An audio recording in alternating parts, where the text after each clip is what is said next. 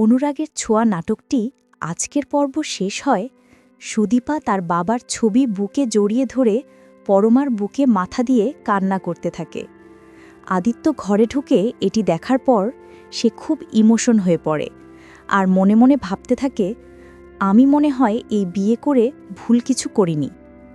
এরপর আমরা দেখতে পাব সবাই সব কিছু গুছিয়ে নেয়। সুদীপা ও তার কাপড়চোপড় তার বাবার ছবি গুছিয়ে নিয়ে তারা রাতে বাড়ি থেকে রওনা দেয় কলকাতার উদ্দেশ্যে। বাড়ি থেকে বের হওয়ার সময় এমনিতেই অনেক দেরি হয়ে যায়। এই খবরটা পেয়ে যায় সুন্দর ও প্রামাণিকের লোকজন। তারা গিয়ে সুন্দরকে বলে দেয় যে সুদীপা আদিত্যকে বিয়ে করে আজকে রাতেই তারা গ্রাম থেকে কলকাতার উদ্দেশ্যে রওনা দিয়েছে। আর এই কথা শুনে সুন্দর তার সাঙ্গপাঙ্গ নিয়ে বেরিয়ে পড়ে আদিত্যকে খুন করে সুদীপাকে উঠিয়ে নিয়ে যাওয়ার জন্য।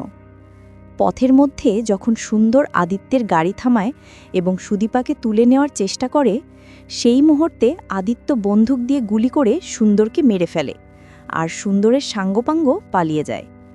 তারপর আদিত্য কনস্টেবলদেরকে ঘটনাস্থলে আসতে বলেন এবং সুন্দরের বডি নিয়ে যেতে বলে এবং পুলিশের যত ফর্মালিটিস আছে তা শেষ করতে বলে। তারপর আদিত্য, সুদীপা ও পরমারা সবাই চলে আসে চৌধুরী বাড়িতে। বড়মা অনেক এক্সাইটেড কিন্তু সাথে চিন্তিত, কারণ গতকালকে আদিত্যের ওখানে সবাইকে ফোন দিলেও কেউ ফোন ধরছিল না। আবার হঠাৎ করে সেই রাতেই তারা রওনা দিয়ে বাড়িতে আসছে কেন, কি হয়েছে, এটা ভেবে বড়মা সারা রাত ঘুমাতে পারেনি। ঠিক ভোর হতে তারা যখন বাড়িতে পৌঁছে যায় তখন বড়মা এবং বাড়ির সবাই আসে দেখতে যে এত সকাল সকাল সবাই আসছে কেন। তাদেরকে রিসিভ করার জন্য এসে দেখে আদিত্য তার বউ নিয়ে হাজির। এটা দেখে তো বড়মা প্রচুর রেগে যায় এবং চিৎকার করে সুদীপাকে অনেক কথা শোনায়।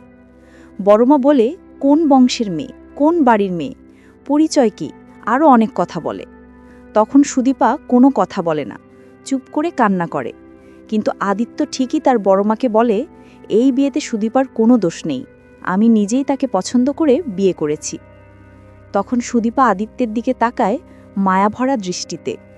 তখন বড়মা রাগ করে তার ঘরে চলে যায় এবং আদিত্যের মা সকল কার্যক্রম পালন করে সুদীপাকে বরণ করে নেয়। সারা রাত অনেক কষ্ট করে এসেছে, তাই আদিত্য ও সুদীপা তারা বাসর ঘরে যাবে। এজন্য সব ভাই বোনেরা মিলে তাদের বাসর সাজিয়ে দেয়। এরপর সুদীপাকে বাসর ঘরে রেখে সবাই চলে আসে। তারপর আদিত্য যখন বাসর ঘরে ঢোকে দেখে সুদীপা তার বাবার ছবিকে বুকে আঁকড়ে ধরে অনেক কান্না করছে। এটা দেখে আদিত্যের অনেক মায়া লাগে এবং আদিত্যের সামনে ফুটে ওঠে সুদীপার মিষ্টি চেহারা। এরপর আদিত্য গিয়ে সুদীপার পাশে বসে। সুদীপা কান্না করতে করতে আদিত্যের কোলে মাথা দিয়ে ঘুমিয়ে যায়। আর আগামী পর্বটি এখানেই শেষ হয়ে যাবে। তো বন্ধুরা, এই ছিল আজকের পর্বের রিভিউ। আশা করব তোমাদের খুব ভালো লেগেছে।